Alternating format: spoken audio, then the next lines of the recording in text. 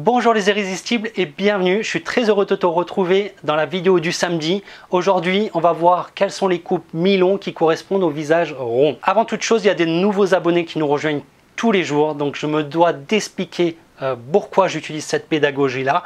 Donc bonjour, je m'appelle Sévac, je suis cofondateur des salons de coiffure à Colors.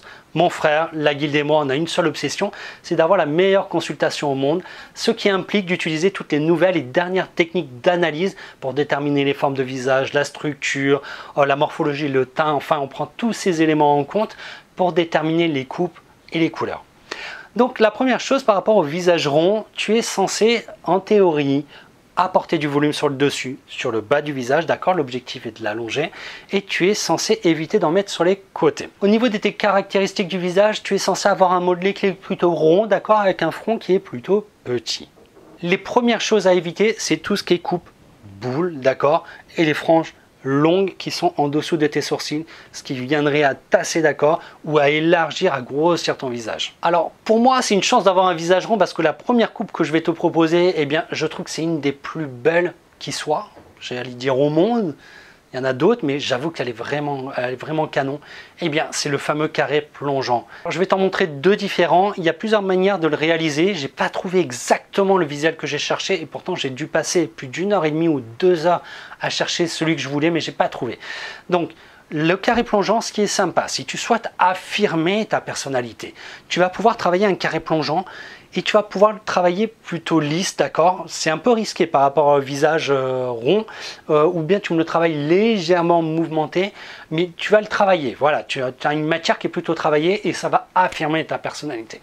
Si tu souhaites justement plutôt un carré plongeant discret, tu vas venir le travailler légèrement plus long. Ce qui est très sexy quand vous avez un visage rond, c'est d'avoir la nuque qui est plutôt apparente. Donc si tu arrives à faire un carré plongeant qui est juste au-dessus, c'est vraiment canon et qui vient descendre en dessous quand même du menton. Donc il faudrait que ça arrive à peu près ici.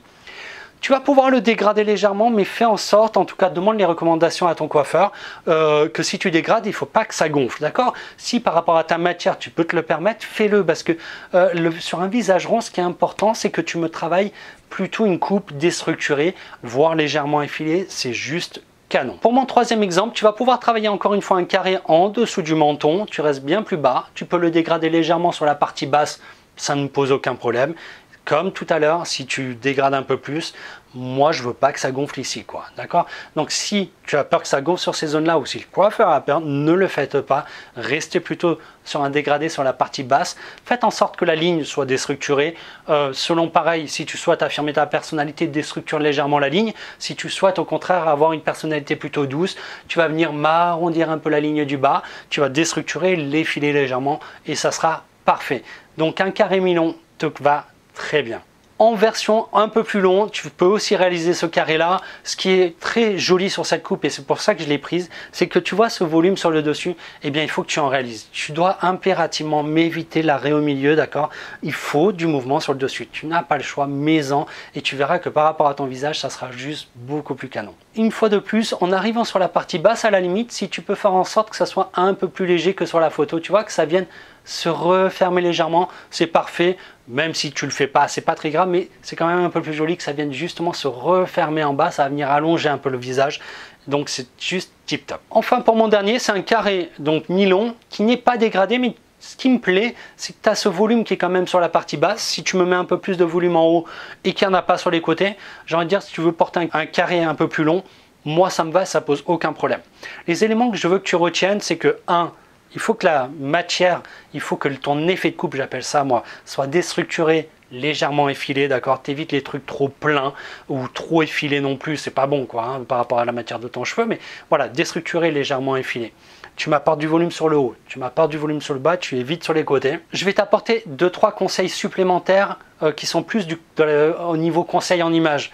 Tu m'évites les boucles d'oreilles rondes, d'accord? Tu me prends plutôt des boucles d'oreilles qui ont tendance à être tombantes. Forme ovale ne me dérange pas ou que finisse en pointe, c'est juste parfait, c'est tip top. Au niveau des colliers, pareil, tu évites les ras de cou, d'accord? Tu essayes d'avoir des colliers qui vont être un peu plus longs, tu peux prendre des tombants, c'est pareil, c'est tip top. Au niveau des cols, tu vas éviter les cols trop ronds, pareil, trop près du visage. Tu vas plutôt privilégier les cols qui vont être plutôt en V, les cols plutôt carrés, les cols asymétriques, ce genre de choses, c'est parfait, mais voilà, évite le trop court. J'espère en tout cas que cette vidéo t'a plu. Tu sais que les vidéos prennent énormément de temps entre l'analyse, la recherche d'images, le montage. Donc un petit commentaire, j'ai toujours plaisir à te lire. Un petit pouce de je trouve. Et je te dis à la semaine prochaine dans la vidéo du samedi. Ciao, ciao.